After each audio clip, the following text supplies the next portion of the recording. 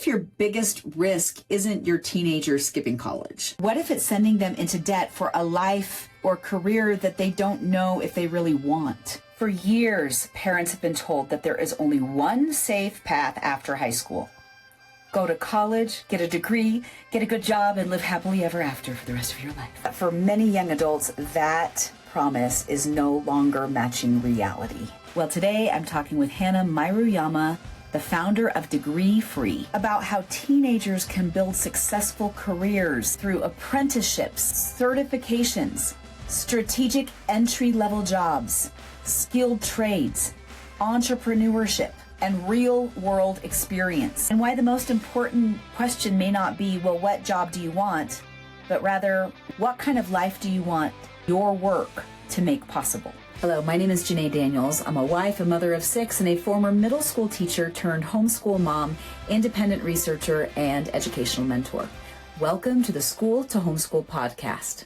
My friends, welcome back. I'm very, very excited to have today's guest on. I've been trying to get her for a while, and she's been hard to pin down because she's become very, very popular. This is Hannah I'm going to butcher it. You got this. Maruyama. My mom for the longest time jokingly said marinara, but then for a while I wasn't sure if she knew what my last name was. Yeah, it's Maruyama. Maruyama. Okay. You're So close. sorry.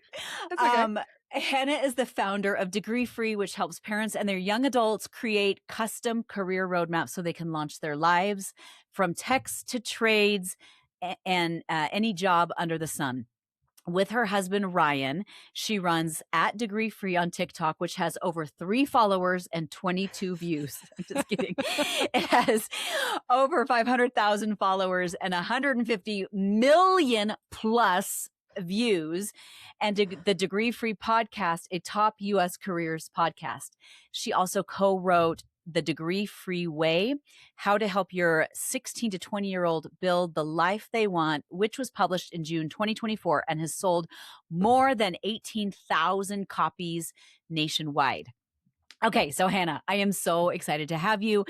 Y'all, I've been following her on TikTok and Instagram, and I'm like, she's my people, and she needs to come on and talk, because for my listeners, my longtime listeners know this, that I've kind of become even anti-high school. I'm like, why don't we go back to the way it was in the 1800s when they're like, you're an adult, now do adulting. Yeah. Here we go. I feel like we've done kids a disservice, but we'll get into it. Don't you worry. Yes. Let's talk about how you got into this in the first place. Cause this is it's very anti-academic. No, I'm just kidding. It's very. No, we're going to whip that one out right here at the beginning. Just get everybody all riled up. No, because I think we're told right away. It's like, you go to college and that's what you do. And if you don't go to college, then you're going to be a loser and live under a bridge and the end. So, how did you get into this very controversial, but it shouldn't be controversial, but it is, narrative of what if there is better ways other than degrees? What's your history? Well, so I think if you're wondering why I tend to take a different view, I think that the answer probably won't surprise you very much. A lot of that is going to be because I was homeschooled, and so I'm an independent thinker, and I can read. And so because I can read and I am an independent thinker, I was able to read a lot of classic literature. Most of my education was tough for my mom, my poor mom, homeschooled all 4 of us, and really fought her very hard on all types of math. Really struggled. I really struggled with math. But that didn't change when I went into, because in my high school career, I did go to high school. I went into every flavor of high school. I went to a chartered art school, I went to a private school, and I went to a public school. So I did every kind of, my family was raised in the military. And so I was moving around. We were moving around a lot. And then similar to your daughter, when I was a junior, I had a soccer coach who very close to, very important in my life. He ended up walking me down the aisle at my wedding, but very close to, and he just looked at me and he said, "You're bored, get out of here." He's like, leave high school. He's like, and he told me to fully dual enroll at the local university. So I did. And so I actually ended up fully in that university at 16. And then I was on that campus for about a year and a half, I believe. I was going to the college full time, so I was taking all of my classes there. I had clept a ton of AP classes, so I didn't have to. I tested out, so I didn't have to take quite a bit. While there, I had a shocking realization that the smart people weren't there, and Hmm. not that I was smart, but I was smart enough to be able to tell that I wasn't being challenged intellectually speaking, and that when I did try to push back or ask questions or ask why, I was pretty much just beaten down and I was given bad grades for expressing opinions, which kind of surprised me a little bit. But now that I do what I do, it doesn't surprise me anymore as to why that was going on.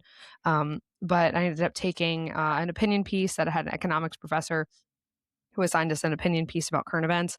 I wrote about a current event. She didn't like the current event. She didn't like my opinion, not my citations, not my syntax, nothing was wrong with it, structurally speaking. She gave me a bad grade on it and held it up in front of the class and talked about why she gave me a bad grade on it, which is very unusual for a college class Hmm. because that's not most of the professors don't care that much enough to actually do that. I took this piece to the editor of the university paper. He liked it. He just took a liking to me, I think, because I was, the kid. I was a kid.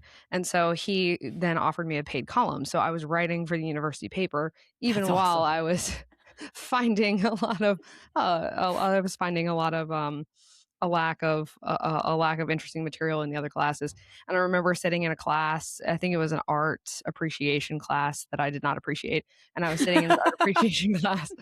I had been a classically trained artist as well. So when I was young, when I was in middle school, my mom and my parents, my parents were a single income household in the military. So, we were okay. But my parents paid for me to go take drawing lessons from Hmm. a guy who had designed a state quarter a few decades prior and in one of Wow. the states we lived in. Super cool, but it was me and I was in 8th grade and I was in a class full of adults and I was just learning and I was, learning from an actual master, someone who was a real artist. So then I'm sitting in this art appreciation class and I remember the professor had multiple degrees from Moody, which is an art institute in Chicago. Had never really been an artist though. She just went to school for 1,000 years and then was teaching slides about, how deep Jackson Pollock is. And I just personally can't stand Jackson Pollock. So that might have just been a personal issue for me. But I can't sit here one more minute. I can't do this. I cannot do this. I was already working. I was working in a restaurant. So it's not like I had some big important job, but I was working in a restaurant full time. I left. I just couldn't do it anymore. Um, yeah, couldn't do it anymore. I think the final straw was a sociology final that I just went, I just can't do this. And I tore it in half, threw it in the trash, and then I took a book from the library that I've paid for. I've told the story before. I'm current on my library fines. I paid for the book in full and then some. I still have it, and it is a really good book, so I'm glad I took it. But then I left and I never went back and I never looked Wow. back. Really, I never considered going back to college just because it was such a disappointing experience for me.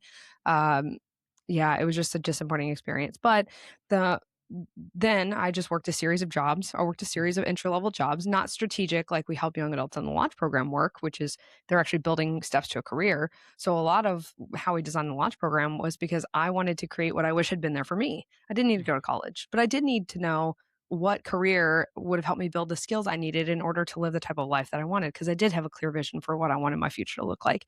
And so, went through this whole process, worked all these different jobs. I worked as a deckhand. I worked on a dolphin boat. I worked as a surf coach for kids. I did all kinds of stuff. I worked in 5 fine dining restaurants.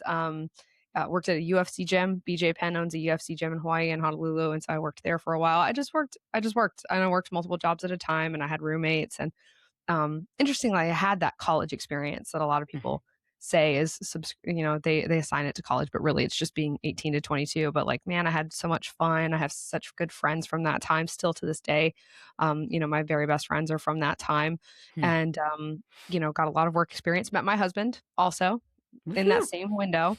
Um, and then ended up getting an offer to work for a nonprofit in New York and Wow. required a degree. No, it didn't. They hired me. Went Didn't like Required New degree. York. Nope, sure didn't. Well, like most jobs, it's Yeah. degree required, and then there's no degree required if they actually like you for whatever job that is when they're interviewing you. And went up there, didn't like it up north. I'm not made for the winter, so My husband and I ended up moving back down to Savannah, Georgia.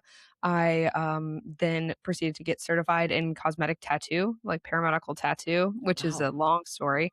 We moved back to Hawaii. My husband became a firefighter. We opened what became a very successful brick and mortar tattoo shop.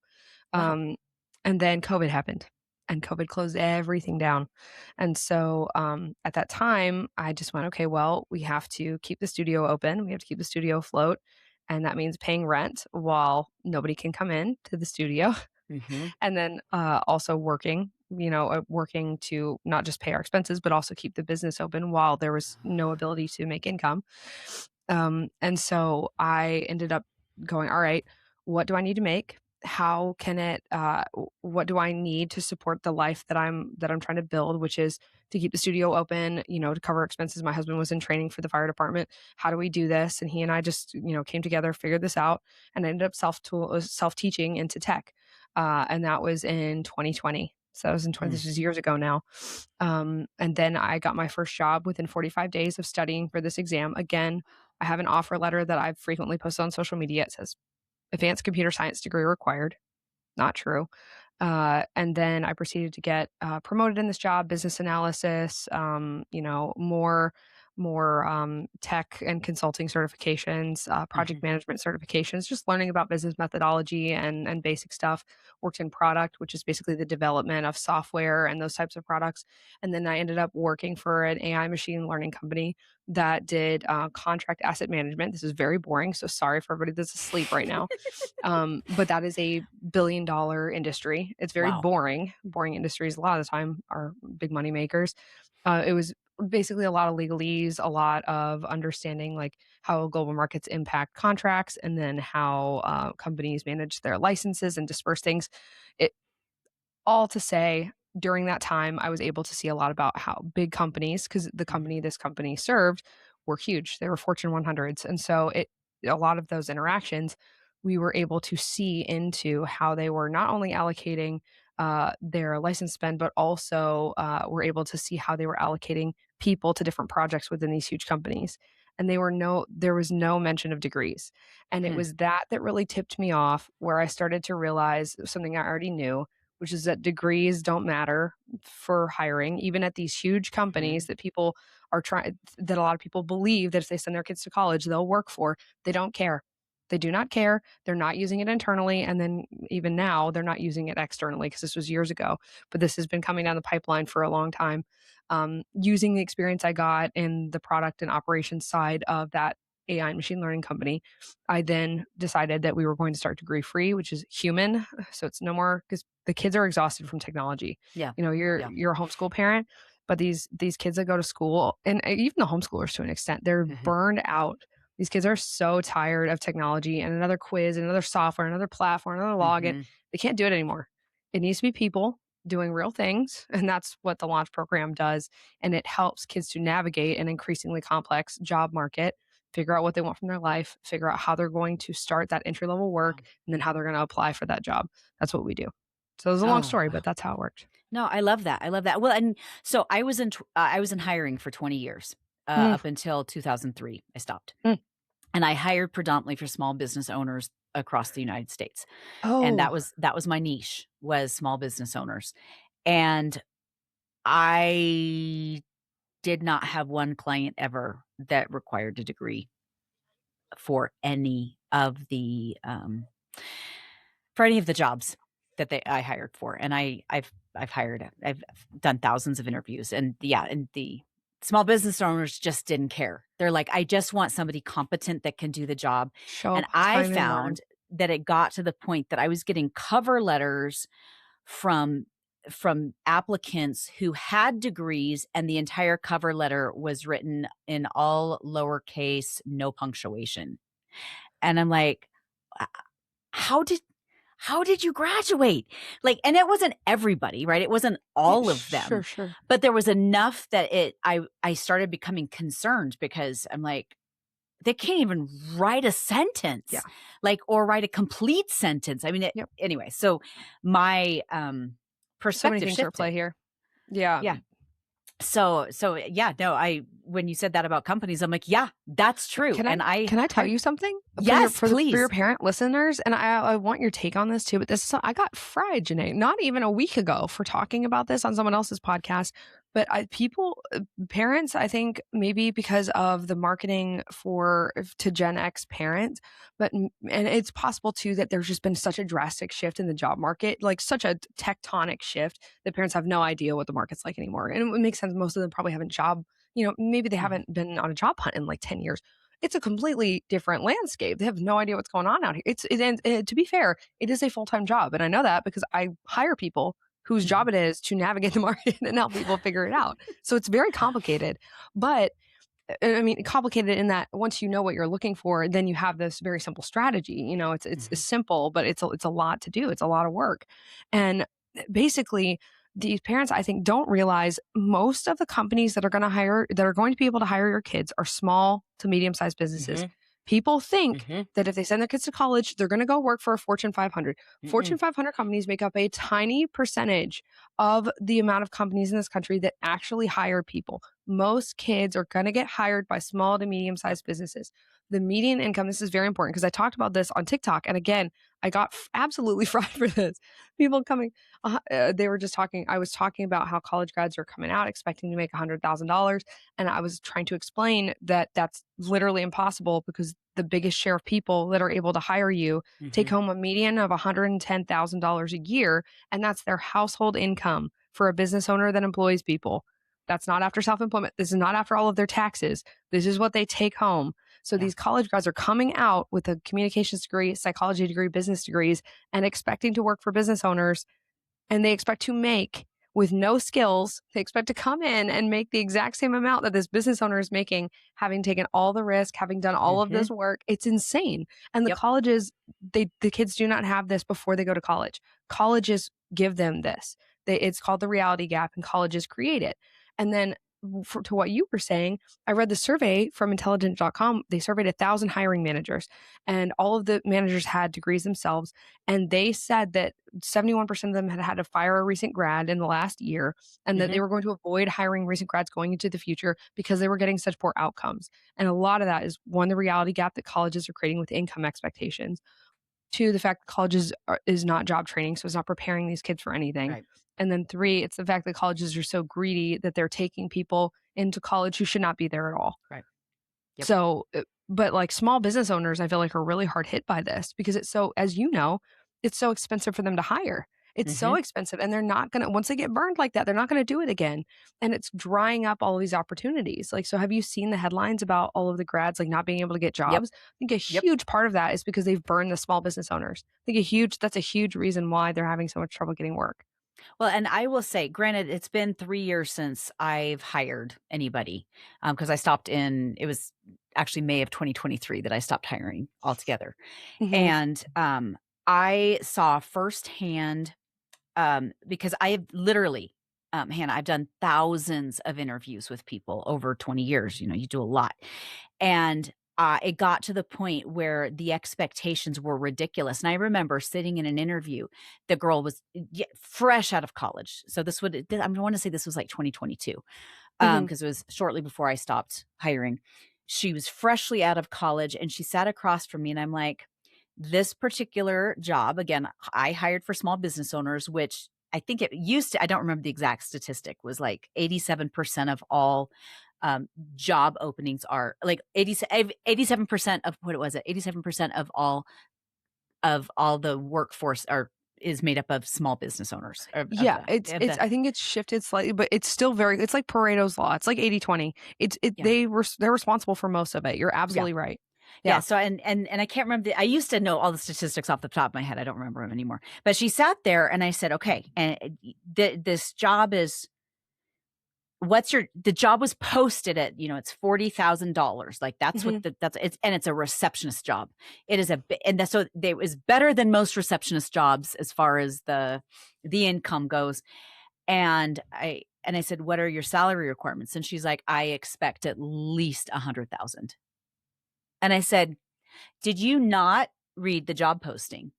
And she said, I did, but I figured you would see me and you would know that I'm worth far more than $40,000.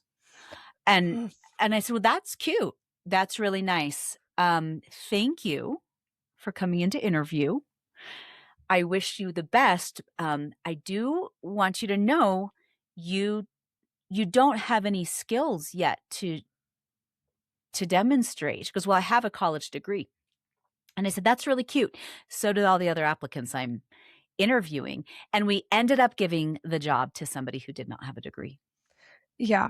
So, And that's what people are, and I know, I'm sure that telling the story to you, I can already hear people just going, yeah, I know, but things have gotten more expensive. They have, but business owners are not raising their prices. So they're saying, oh, well, now my cost of living has gone up, so I expect this business to pay me more. But if the business raises their prices to a certain level, they won't get business, and the business will close down and the job won't exist. Right. I don't understand. And again, I think that the root cause of this is that the people teaching in colleges, by and large, have literally zero idea how the economy works.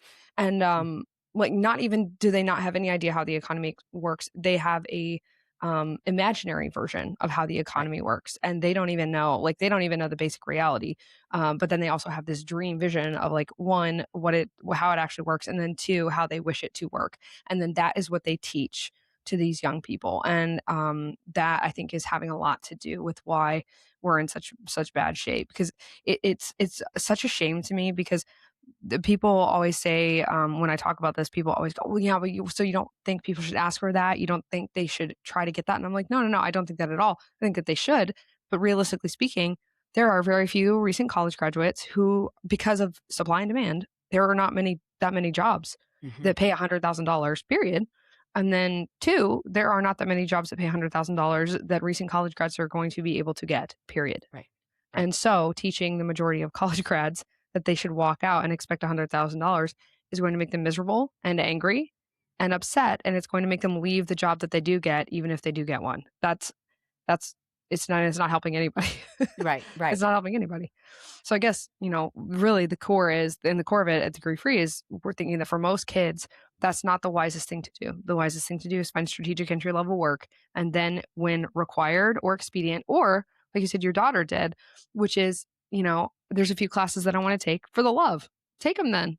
Go. That's a perfectly rational reason to go take college classes or get a degree. I wish people were going to get degrees like that, but they're not. They're going to get degrees basically under duress, which is they think they have to get it to get a job, and that's just not what's going to happen as a result of them doing that. Well, and you look at, and because my daughter brought this up as a sophomore in high school, and she was doing concurrent enrollment, and she said a couple of things that I'm like, are you actually 15 years old? But the first thing she said is, after taking English Composition 1 and 2, she said, I realized something, Mother. And I said, what's that? She goes, if I do exactly what the professor tells me, whether or not I actually learn anything, if I just jump through the hoops, I get an A. But that doesn't mean I learned anything. And I'm like, yeah, that's true. And then the other thing she brought up is she said, I just don't understand. I know I don't want to go into any sort of profession that involves college algebra. I know I don't want to go into anything that involves biology, but yet I am forced to take those classes when I know that's not what I want to do. She goes, I just feel like it's a racket. Like they just want our money. And I'm like, yes, that is true, because they are for profit and they want to make money. And so you're going to take all of these classes. You're not going to need them. You're not going to want them, but we're going to make you pay for them. And if you want the piece of paper, you got to take them. So she wasn't wrong.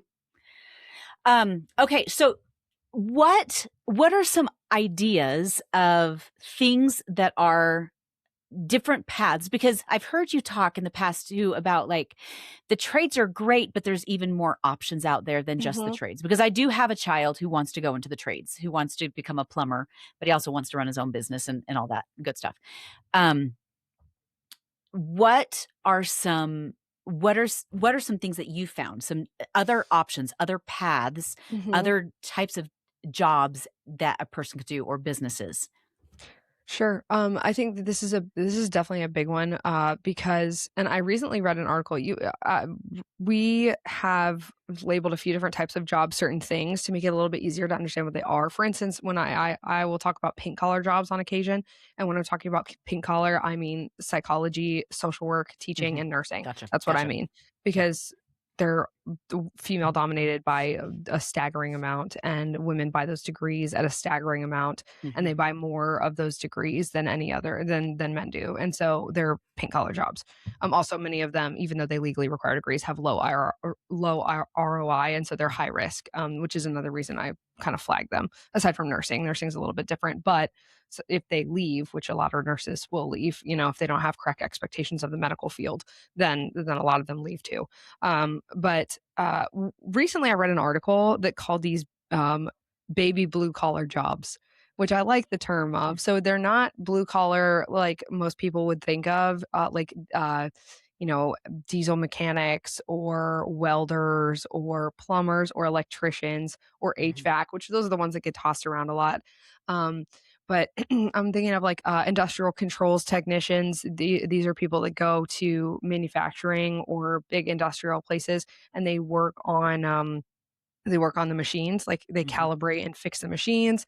Another example is we helped a young man find MRI repair technician, so medical device repair. I would call that a baby blue collar job because they're Hmm. not outside, they're not in the elements, it's not hot, it's not particularly dirty, but it's mechanical. They are mechanics, they're technicians.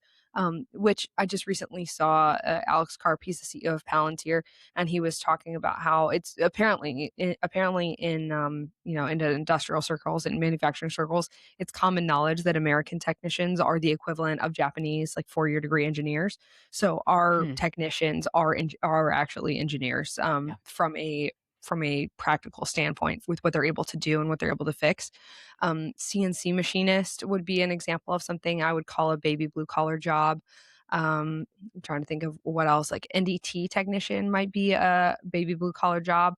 Basically, what they do is ultrasound for, if somebody is welding, and they'll just make sure containers or things that hold gases are airtight, and they're good to go. Hmm. Trying to think of like other examples of like baby blue collar jobs, but those are Like, a few off the top of my head that I would say are like they're blue collar, but they're kind of not. Sprinkler, fire sprinkler installers, I would say is a blue collar job, but again, it's not like one of the ones that you would typically think of. It's not one of the ones that my girl would talk about. It's a different, it's a different type of job, different flavor of job, I would say. and it sounds like they fall a lot under the industrial uh umbrella. Would that be Yeah, fair? they can. They can. Sometimes they're under like another one I just thought of actually, and I did have a mom. She actually found this through our books. So her son is a PLC, and actually now he is an engineer, but he originally started as a technician. But PLC controls technician, which is a programmable logic controller. A technician is the flag that tells you that this is a blue collar for the most part.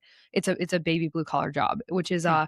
there's some mechanical element to it. There might be some electrical element to it, like low voltage kind of stuff, which would be fiber optic stuff, security systems. But programmable logic controllers, essentially what they do is they automate different functions. So uh, basically, this programmable, programming the logic to at 8 p.m. in this warehouse, the thermostat automatically goes down by 6 degrees. Hmm. The door closes, the bay door lights come on, things like that. And so they're guys that do that. That's their job. Um, and so he had originally started out doing that and then became a controls engineer for Amazon. So they trained him up. They paid him to train. And then I think he was 21 and I think he was earning about $130,000. Hmm. Yeah. Wow. Totally cash flow positive. He Wow. started at 18. Yeah. Well, and I remember years ago, so when I very first graduated from college, because I graduated in a really, really high demand a field of costume design for theater and film. Um, Did not know where you were going with that. I got a job working in a staffing agency, which is actually how I got into hiring. And then I left that and became a teacher, like went back, got my teaching certification, became a middle school teacher, and then got married and then started hiring again because I needed to be home and I could do that from home. Yeah. So that's Get your work that's my environment needs. that's my career. Just Sure.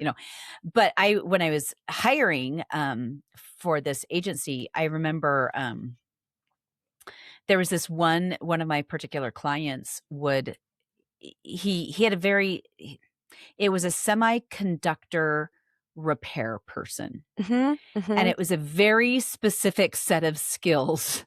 But again, he and my liaison with that company was like, this is what I want. I need somebody who's been in the military and they have to have worked on XYZ.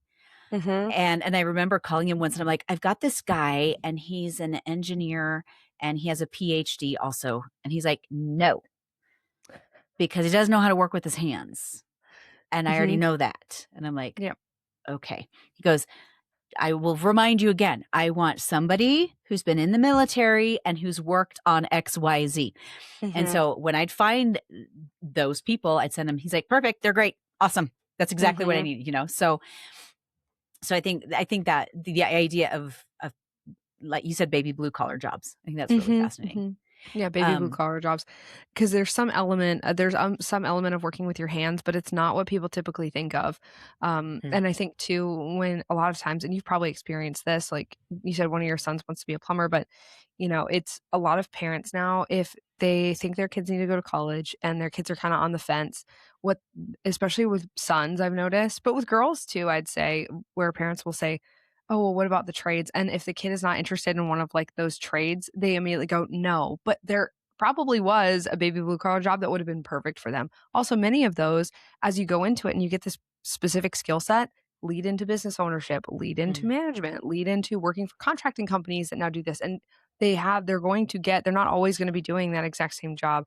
And the other thing too, I think when people talk about not sending their kids to college and then getting one of these technician roles or something like that, they always think that it stops there. I'm like, no, no, no.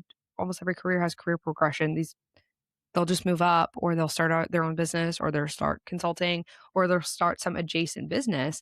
And that is where I think that's probably why I think our country is so like lopsided right now with and Gen Z though is fixing it because your kids, I imagine it sounds like most of them are interested in entrepreneurship in some degree. yeah. And so that's good because I have noticed that about Gen Z is but the biggest thing now with them is making sure that they understand they have to have some skills before they go out and start a business Mhm. because I'll hear a lot from kids, oh, I want to start a business. I'm like, well, what kind of business? And they don't know They yet don't know. because they don't have any life experience. You got to go do something and then gain some skill and then start a business and whatever that is, Yeah. because that's how you actually can command enough pay to stay in business. Well, so there's one of my son's friends, my 24-year-old son's friends, a couple of years ago. He was home from college and he hadn't figured out what he wanted to do exactly. And so I was asking him, about his life and what he wanted to do. And he's like, and I said, what have been your favorite? You haven't declared a major yet. You're 2 years in, lots of money. What what's been your favorite class at least? And he goes, oh, my favorite class was my entrepreneur class. And I'm like, why? And he goes, well, I mean, my professor got in trouble because technically he's not a professor. He is an entrepreneur who just volunteered his time to the university. And the That's first day, better.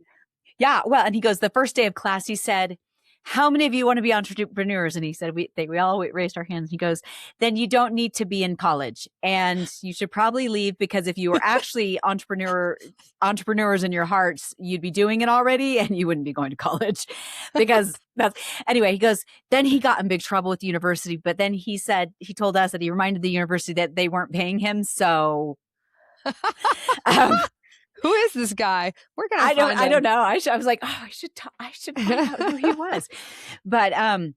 But I think it's interesting too that like these kids will go in to get an entrepreneurship degree, but true entrepreneurs just do Do it. it. Like a lot of these kids are like entrepreneurs. They're like, I want Mhm. to be an entrepreneur. And so I'm going to Yeah. go take classes to take some more classes versus like my now 19-year-old son who is like, I want to make some money. And so he and his friend got together and they were like 12 at the time and they made a whole bunch of baked goods and they sold them door to door. And he earned like $800 or $500 that day. He went out, bought the thing that he wanted. And, and he is my entrepreneur child. And even I was talking to him on Monday. Right now he's doing missionary service work. Oh, cool. And so making money is not on his radar right this second. It's not supposed to be. But he and I were chatting on Monday and he's like, Mom, I was thinking about when I get home, um, there's a few business ideas that I have that I want to run past you when I get home, but that might change, in the next year or so. And I said probably, but again, it's like certain personalities are just more inclined to entrepreneurship than others. Like I don't make a good entrepreneur. My husband is absolutely an entrepreneur, and so even starting this podcast, like he's had to take care of like the business stuff because my brain is like, Sure. no, I'm a creator. I create and I'm artistic. So Sure. let's talk about like for because I feel like a lot of, for as much as we say, well, men and women, like we want women, can do what men can do. That's fine. That's nice and everything. But most women don't want to do all the things that men want to do. No. And we're not inclined to that, right? I don't love all the things that my husband loves to do. Yes. What are some degree-free careers that women that satisfy that need for women that we have in us innately? And I don't even know what you'd call it. And some of the listeners I'm sure can be like, not all women are like that. Well, guess what? Most of us are. Like most of us, there is a feminine aspect to us that is very real and God-given and inside of us. So let's talk about women for a second. I'm going to give you a very honest answer. I think that most of the careers that would satisfy young women's desire to be around children or help people are actually prisons, and that they suck them into this vortex of debt and wasted time, and then they put them into very tightly controlled, heavily regulated industries where oftentimes they're working with people. They are unsupported, they are underpaid, and then it takes all of their energy from them and is very discouraging and dark. That is something that I see happening all of the time, and it's a tragedy. I feel very strongly about it. There are a lot of people my age. I'm the youngest millennial you'll get. I have a lot of peers, I have a lot of friends who got sucked into those types of industries, into those pink collar jobs. Were absolutely miserable, and it's kept them from being able to be stay-at-home mothers if that was a desire they had. But for many of them, even if they didn't have that desire and they wanted to start a business or travel extensively, the debt and the low income has prohibited them from doing those things or feeling like they can take risks as well. Feel very strongly that women buy the most college degrees, we buy the most worthless degrees, and we buy the most volume of degrees. And it's very clear that that's not working for our society because women are very unhappy and they're not getting what they want, no matter what that is. And so I feel really strongly. I see a lot of people like, oh, I'm going to send my daughter to college because she's going to get a backup plan or she's going to get a husband there. A lot of people think that that's not what happens on college campuses anymore. But I feel really strongly that young women should be told that, just like men should be told, that their fulfillment is not in a career and that it's going to be in the life that they want, no matter what that is, whether that's owning a cat sanctuary and having a paid off studio apartment somewhere and taking 3 trips to Japan a year, or it's having 7 children and living on a homestead and not having to work. It doesn't really matter what that is, but the goal ultimately has to be very clear for them. Like, what do you want your life to look like? And then what career is going to fit that? Not, I like to help people. What are help people careers I can go do? Because those are often traps, like simply because of the facts of those careers, which is many are low paying, many have negative ROI, many of them have extremely high rates of attrition, which means people leave them within 5 years. The two that are the top offenders for this are nursing and teaching. Those are the two that people get into and then they immediately leave. And it's because it's not what they thought it was and no one accurately prepared them. So what I always tell parents is if your daughter is determined to go into one of these careers, social work, psychology, nursing, teaching, there's 2 direct, or actually veterinary medicine is another one as well. Veterinary medicine, get a ton of.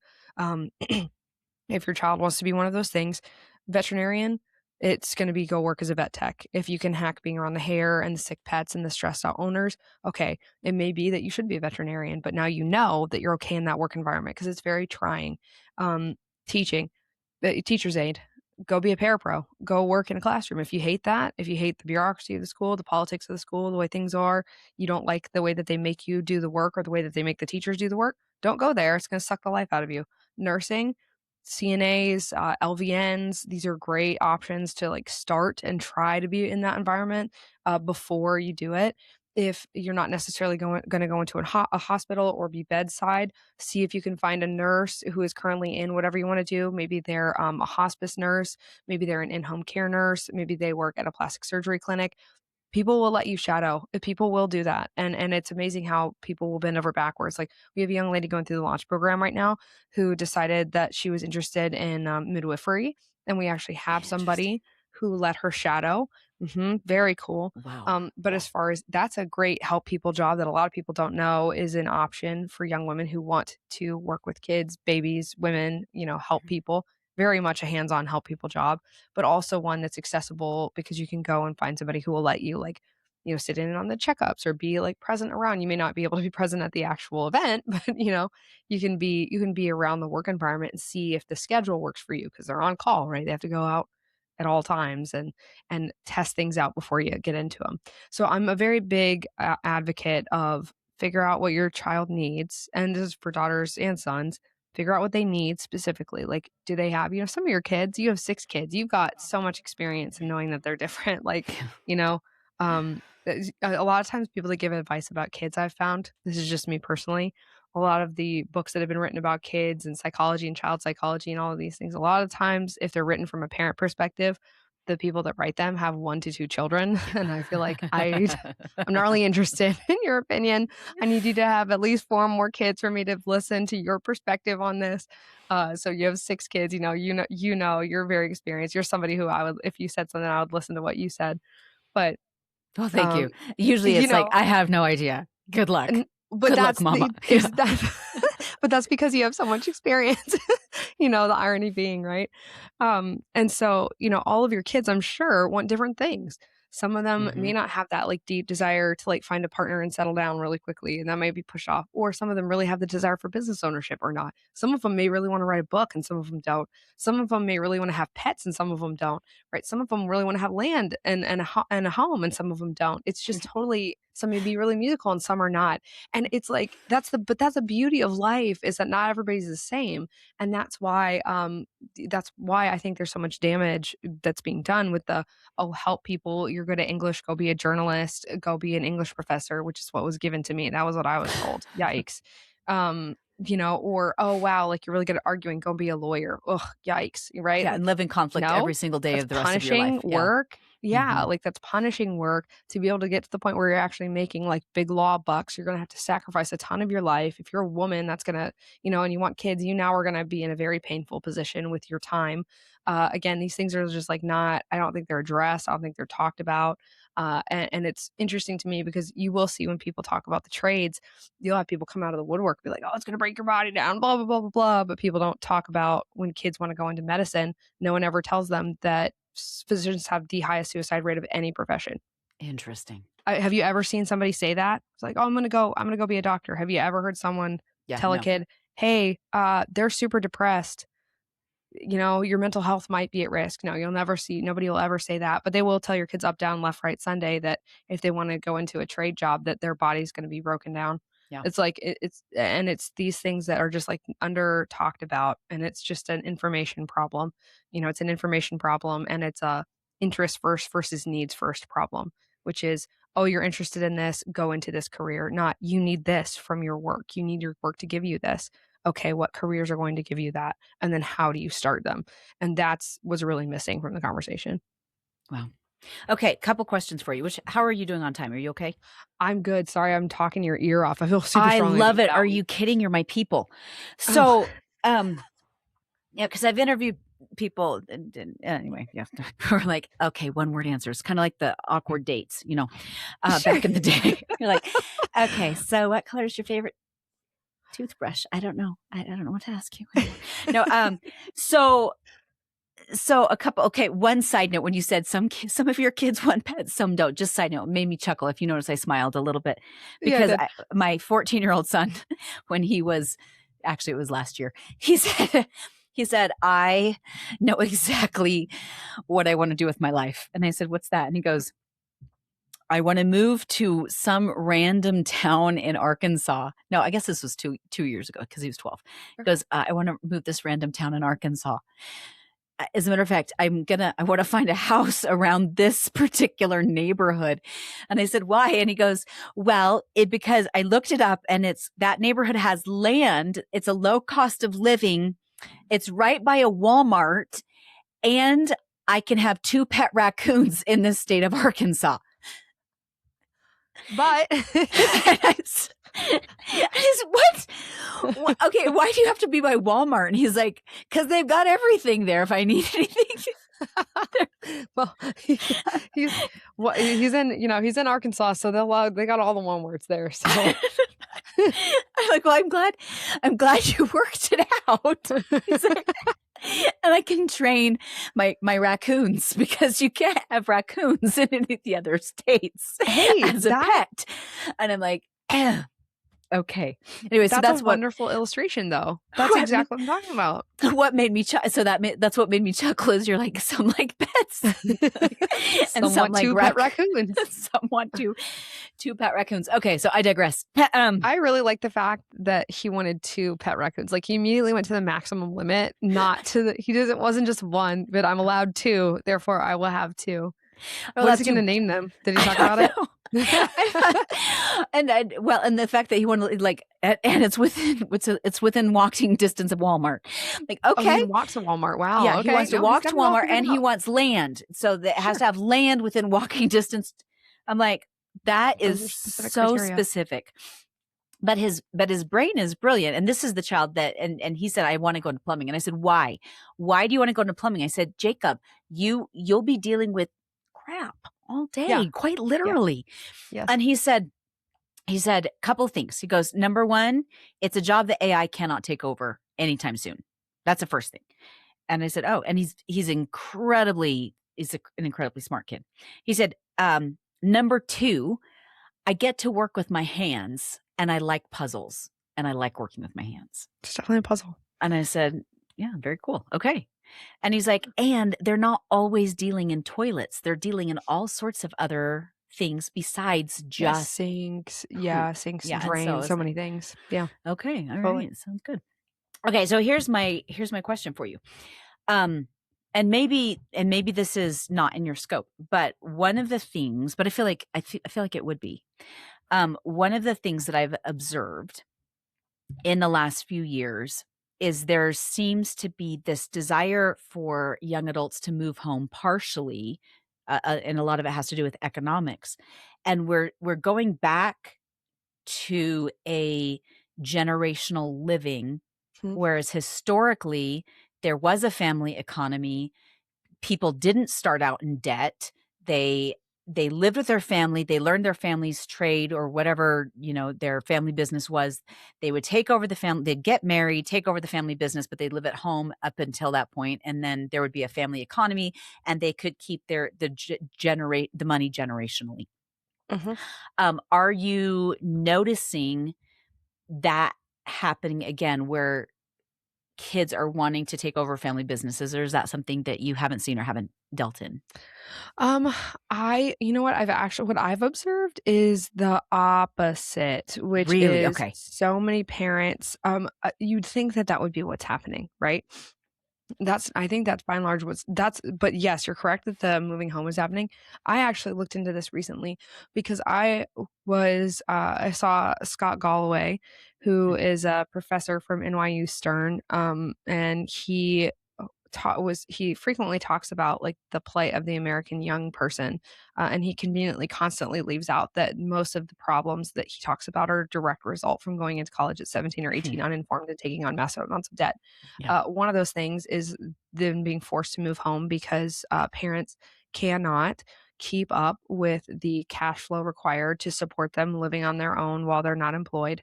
But also because even if they do get employed, most of the times the jobs do not pay, again, what they thought they were going to pay.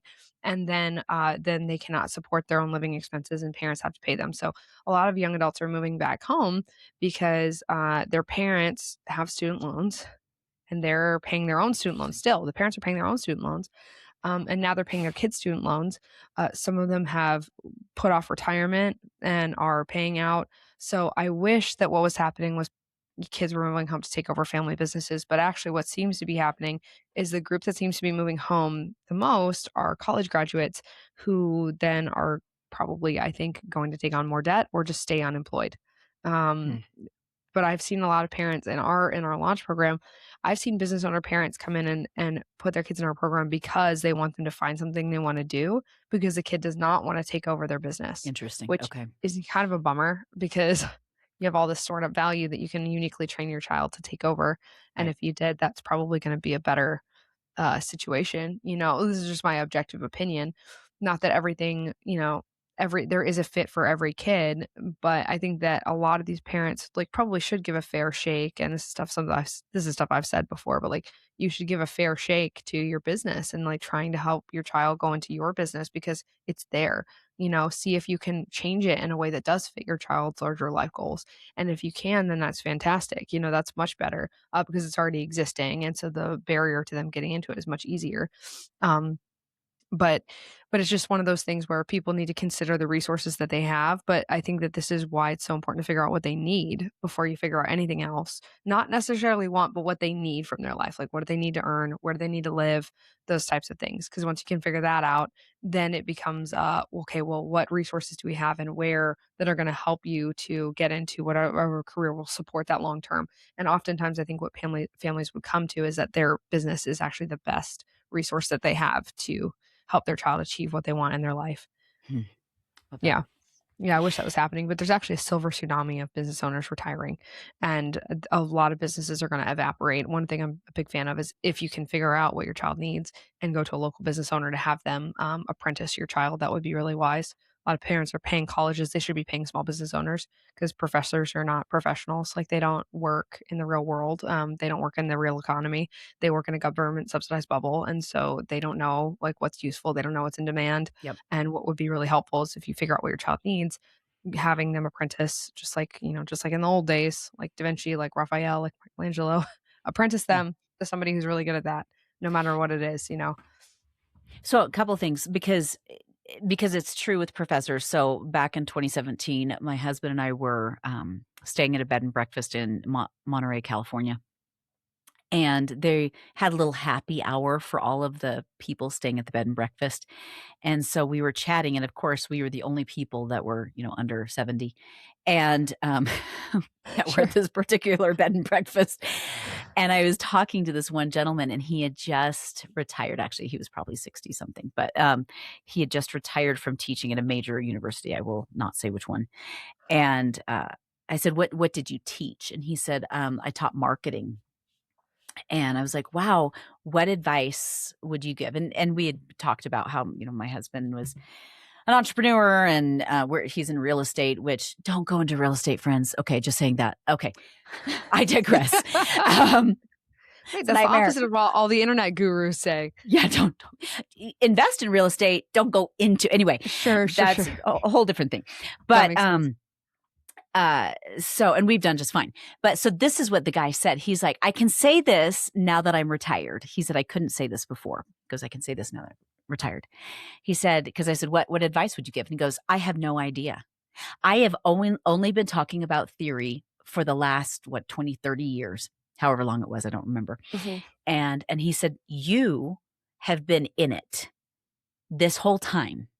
And so what things work, what things don't work. And then when it doesn't work, then you have to shift. He goes, you know far more about marketing and advertising than I will ever know because I've never had to do it. And he goes, and I couldn't say that until I retired.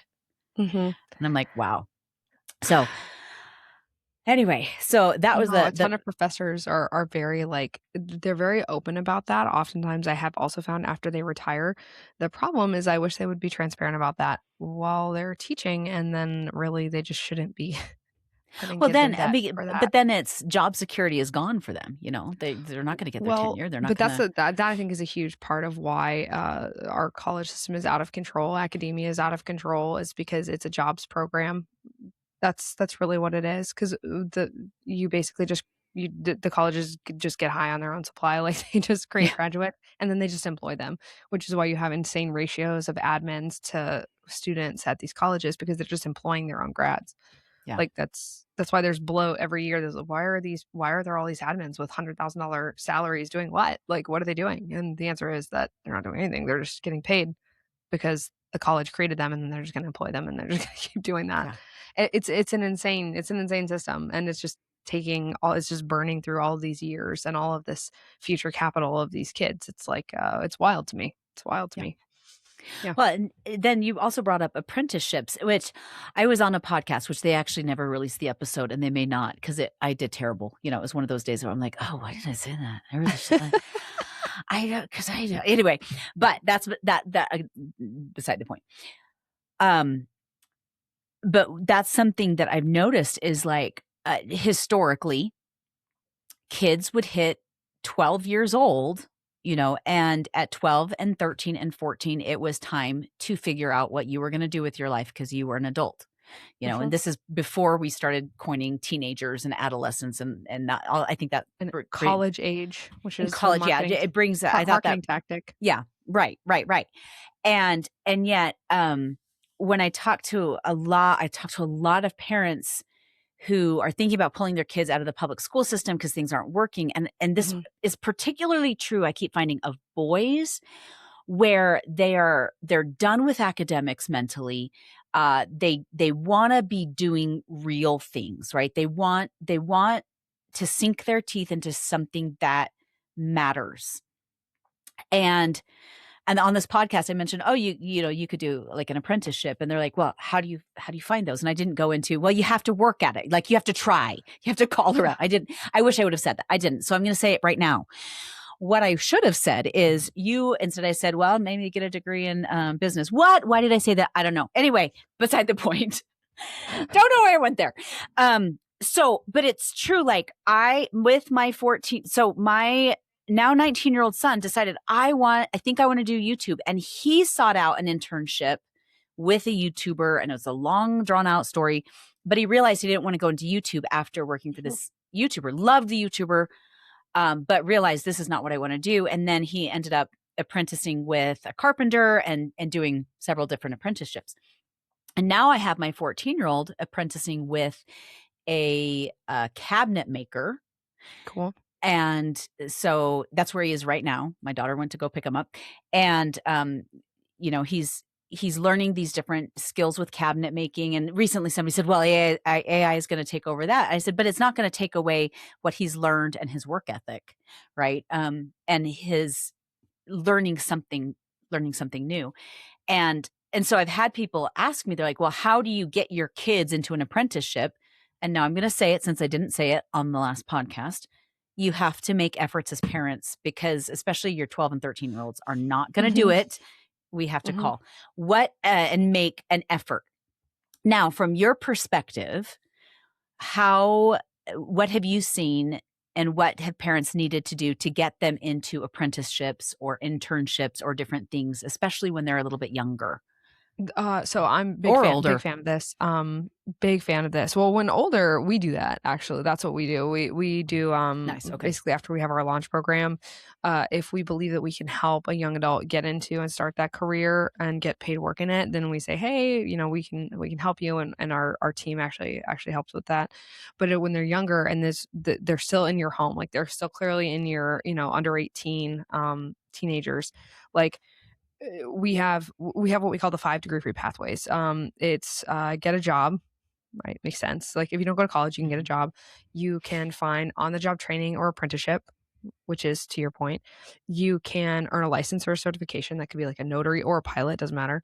And then you could build or buy a business. And then the last one is learn some sort of specific skill. Your kids have done, it sounds like, every single one of those, that you've got kids on every single one of those planes.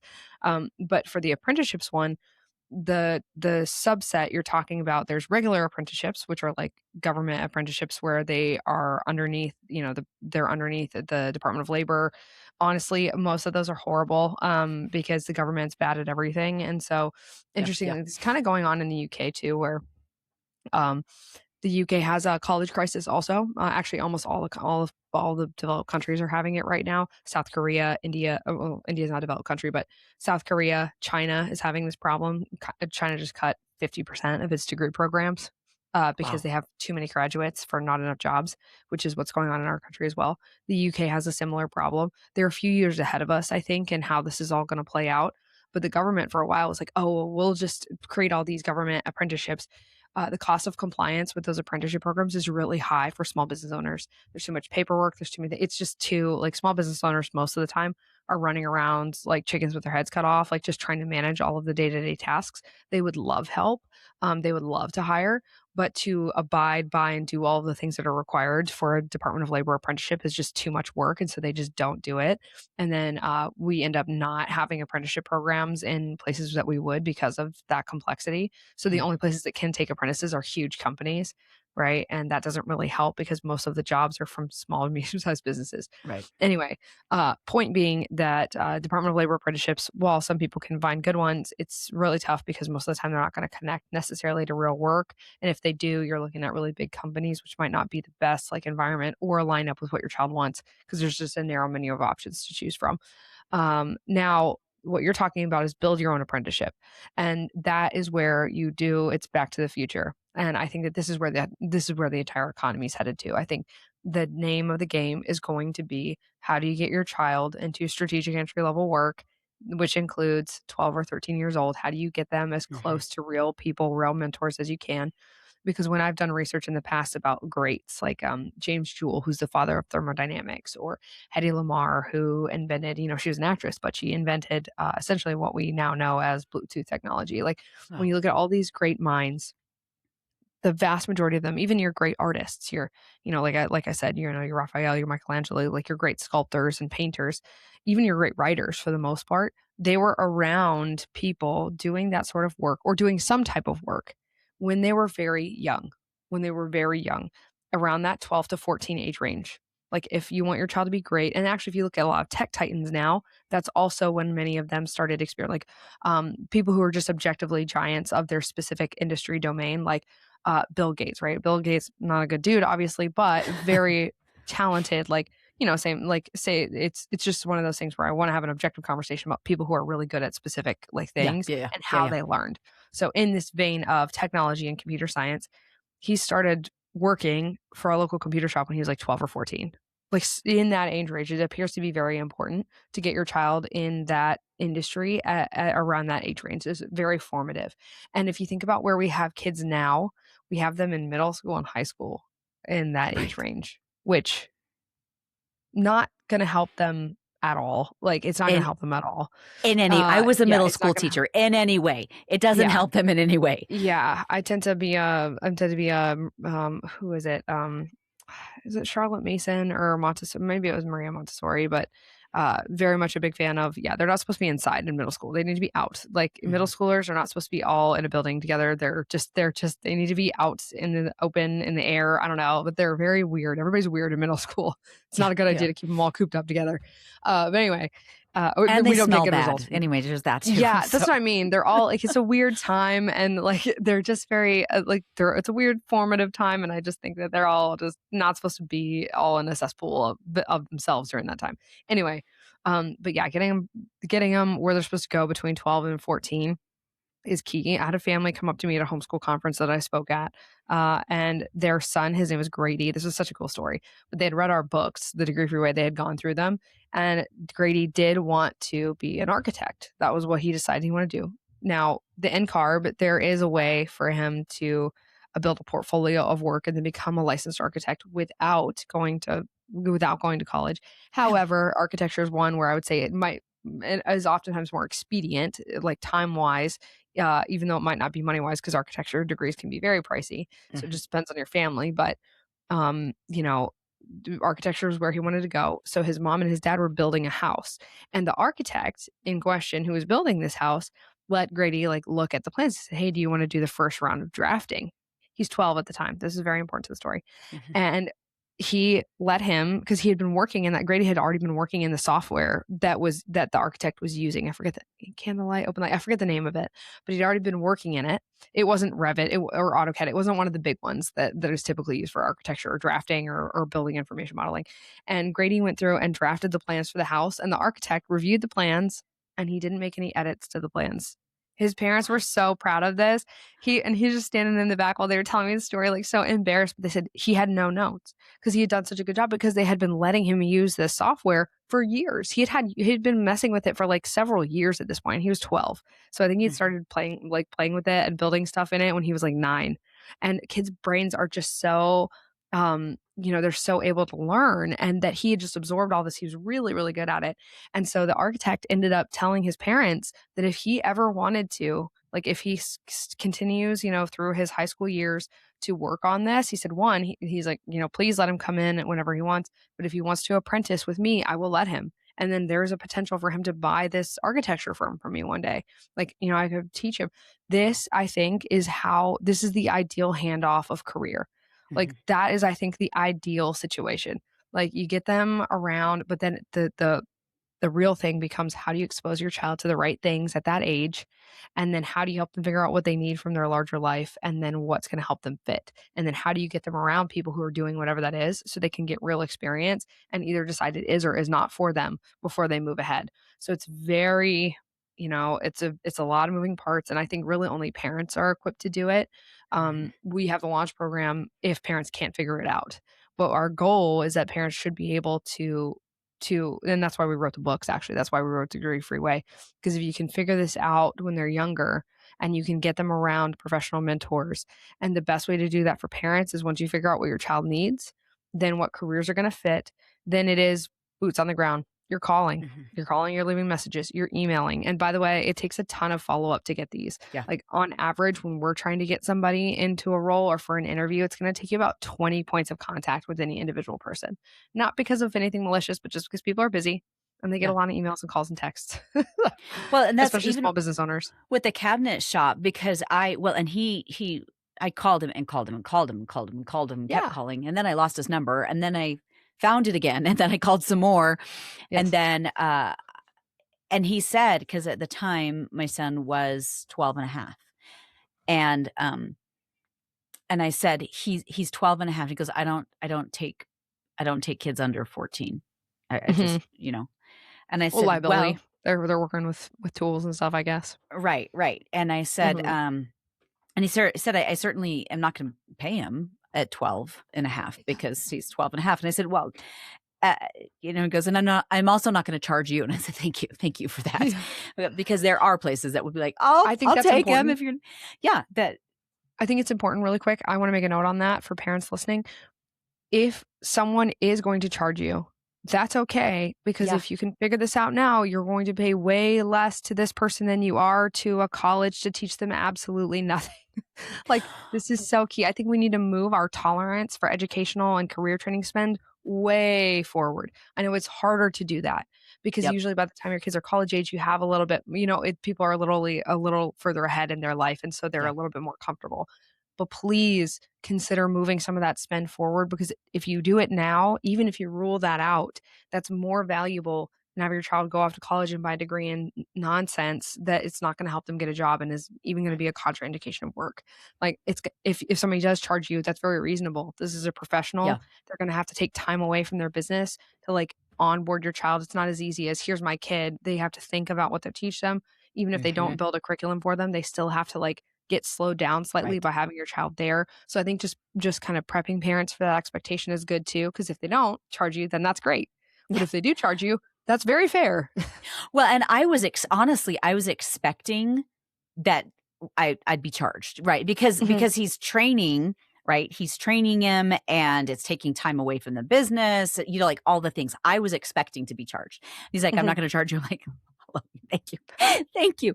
But I said, but I called and I said, listen, he's a really mature 12-year-old. He's quiet. He works hard. He's really smart.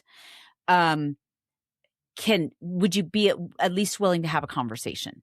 And he goes, well, bring him in and it wouldn't hurt to have a conversation.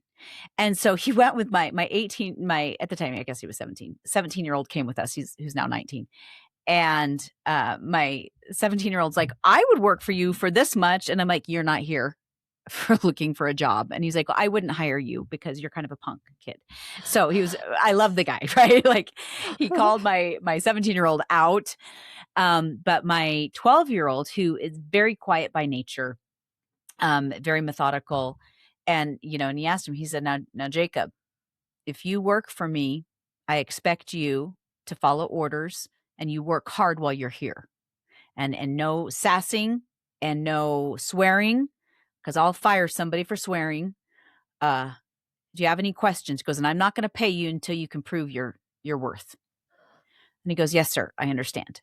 And he goes, well, then I'd be willing to give you a shot, but I've never taken a 12-year-old, and don't make me regret it. And I And bet he didn't. and he didn't, and he's now 14 and he gets paid a little bit. And but I was so grateful, but it was an effort. Like, I had to make the effort to, like, it took time. It took time and it took energy.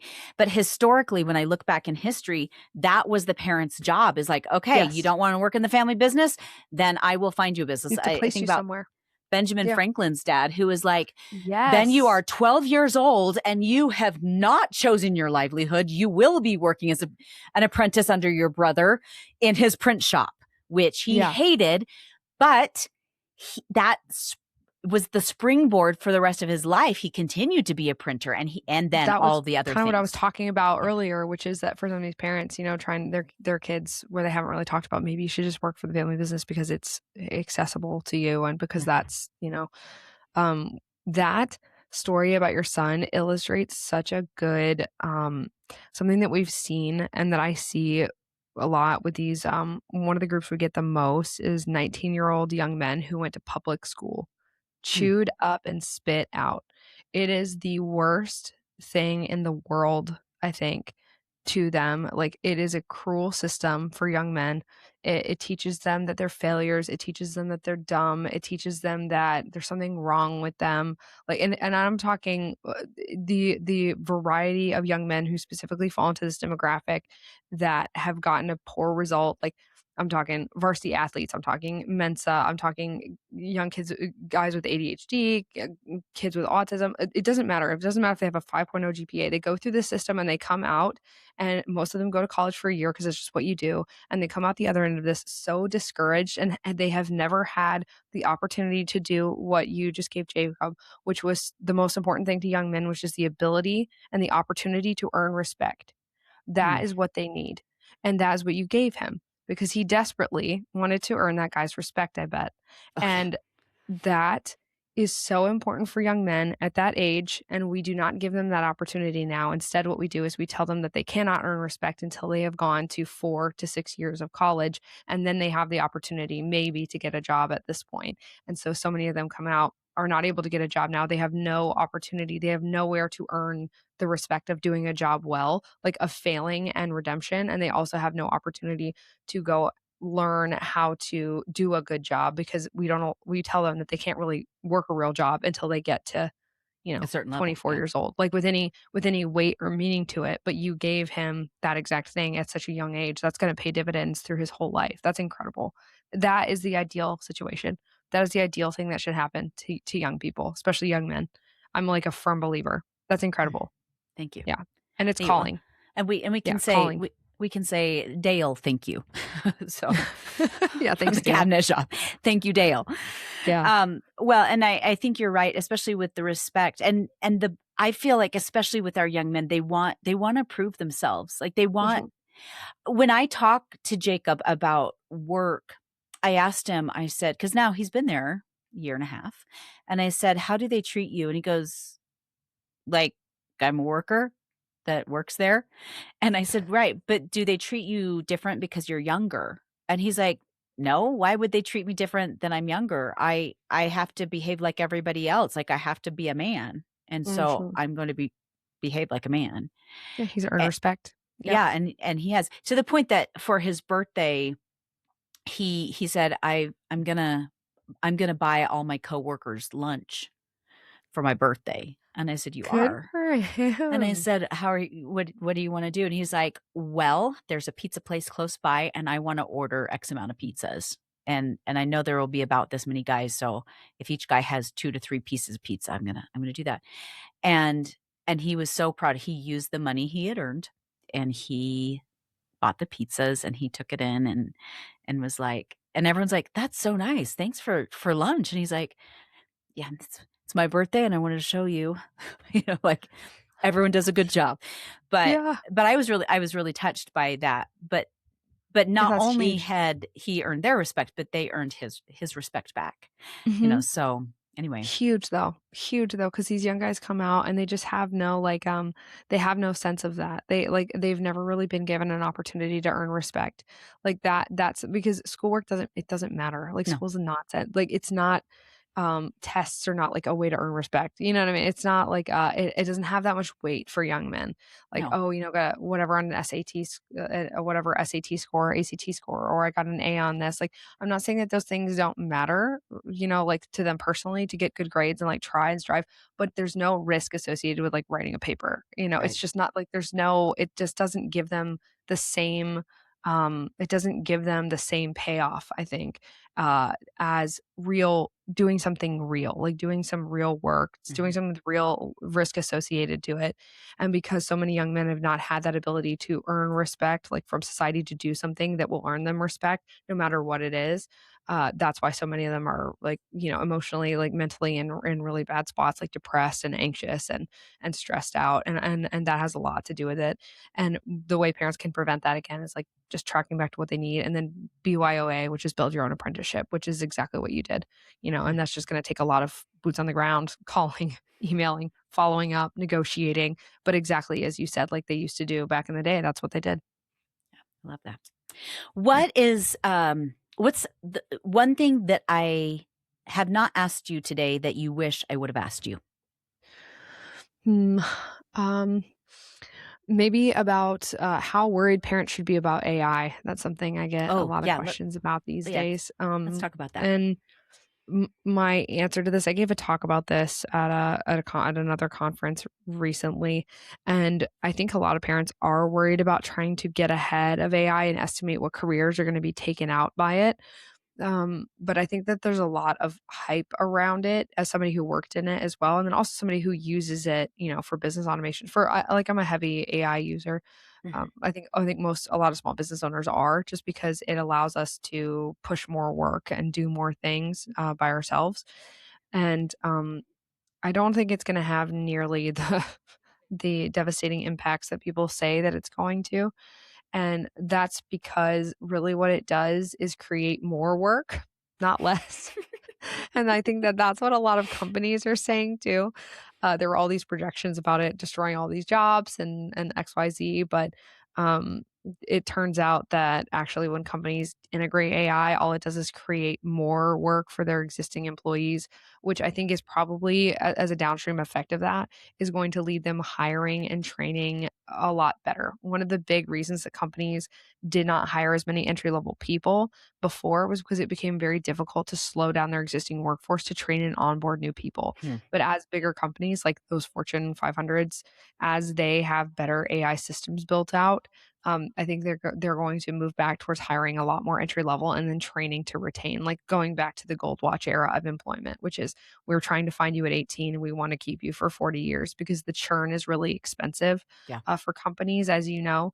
And I think that also small businesses are now able, because of the nature of these tools, are able to build a lot more as well. So I think a lot more small businesses are going to have basic tech roles. Like a lot more of them are going to have in-house software developers. Like you're going to have a blinds store. I've used this example before, but you're going to have a local blind store that makes custom blinds for houses. They will have an in-house software developer that's like just standard for their company, Hmm. because they will have a lot of their systems like scheduling appointments for their sales team, or like sending emails, or doing logistics or inventory, or sending invoices, accounts payable, accounts receivable. They'll have so much internal software that they will need people to maintain it. So I think that there's going to be an expansion of those roles across a lot of small to medium sized businesses. And then for more medium sized businesses, there's also going to be a lot more cybersecurity roles. That's going to need to be a big thing as AI Hmm. grows. But also, I think probably a lot more in person roles, because those are going to be higher impact because everything is technology. And usually, what happens is we just go in waves. So everything's tech. And if people are just exhausted of, like I said, of the platforms, of the things, of the person to technology interactions. People are sick of it. So what's going to happen is people are going to go back to wanting to talk to, instead of wanting to talk to an AI salesperson, they're going to want to talk to a person. I don't want to talk to, don't give me a chatbot. I want to talk to a human being, like a real person. Like, and that I think is actually going to pay huge dividends for the entry level job market, but specifically for those in high school. The goal for parents needs to be that your kids are ready for employment at high school, not going to college unless it's legally required, because it's just going to be too high risk to waste that time and waste that money unless there's a legal reason to do it. And you know that whatever career they're going to get is going to serve their larger goals, no matter what those are. So even like I was talking about the pink collar jobs, if your child's larger goals are served by being a teacher because of the schedule or the availability to you locally, then know that that's the right choice. And then you go about doing it with the resources available to you. But you don't start at my child likes kids, so teaching, and then go from there. We start with, what does my child want? Okay, this is the work environment. This is the income. This is the location. Okay, what's available here? Okay, great. And then work backwards from there. But trying to predict what industries AI is going to demolish is kind of like it's a tough game to win, because there's projections that software development roles were going to be down, but now they're up 15%. I think I saw 18% the other day. So nobody really knows what's going to happen. It's kind of like a story I tell a lot is bank tellers. They thought that when they invented the ATM, that bank tellers were just going to be, nixed overnight. That's not what happened at all. It took decades, almost 30 years for bank tellers to reduce in hiring. And that was because of mobile banking, not because of ATMs. ATMs cause more bank locations to open and cause more bank tellers to be hired. This typically happens when people think that, this software is going to cause unemployment in this sector. It usually doesn't happen like that. Usually what happens is it's a secondary effect of something else and some later technology that evolves out of this initial thing. So people trying to AI is going to take all these jobs within the next 5 years, probably not. But it's going to move the economy around and there will be a lot more growth. So it really comes down to parents helping their kids figure out what they need so they can learn the right skills going into the market. I love that. Okay, if people want to find you, where can they find you? Which I'll put in the show notes as well and in the description for those watching on sure. YouTube. So degreefree.com. You can read more about our company on TikTok. We're at Degree Free. On Instagram, we're at Degree Free. On YouTube, we're at Degree Free. And then if you want to look at our book, degreefree.com/launch, degreefree.com/book is our workbook set. It's a parent and young adult workbook set that helps you work through with your child what they need from their work. Like I was talking about, those 4 criteria that we use: income, schedule, work environment, location. There's budgeting in the book. Sorry in advance, but it is very necessary to do so you can figure out what they need. So I was sorry in advance for that, but there's budgeting. Helps you think more dynamically about different types of work. Helps you figure out what jobs they know about now, because most young adults don't know that many. Homeschoolers know more than most kids, but they still don't know that many. And then helping them to then narrow down by what meets their needs and what doesn't. And then a criteria for how do you look and see if this legally requires a degree or not. Very cool. Hannah, thank you so much for taking the time. I know you are so busy. So thank you so much for taking the time today. Mamas and papas, grandmas and grandpas, you are doing so much better than you think you are. You got this, and we will talk next week. If you'd like more ideas, resources, and helps to educate your children, you can sign up for my newsletter at schooltohomeschool.com. You've got this.